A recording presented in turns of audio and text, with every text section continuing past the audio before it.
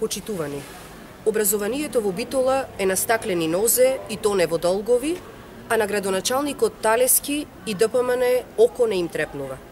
Се однесуваат како да станува збор за некоја банална работа, а не за најсуштинското во нашето општество, основното и средното образование, место каде нашите најмлади го поминуваат најголемиот дел од денот.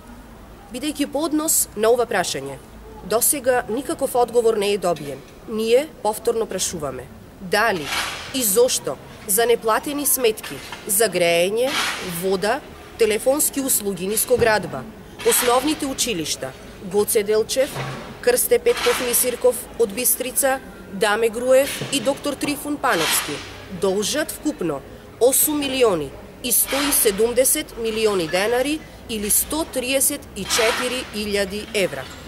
Ако кон овие долгови се додадат и долговите на останатите основни училишта, за кои веќе трет ден зборуваме, вкупниот долг на основното образование во Битола изнесува околу 23 милиони 483.000 денари или 385.000 евра.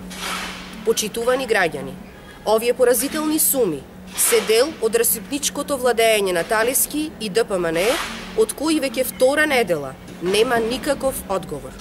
Ние уште еднаш ќе ги повикаме на нивната законска одговорност и ќе им ги поставиме прашањата за кои веќе цела битолска јавност е заинтересирана.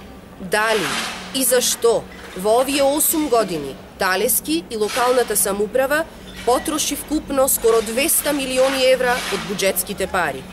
Зошто дозволи училиштата да тонат во долгови? И на крај, како и кога мисли истите да ги врати? Благодарам.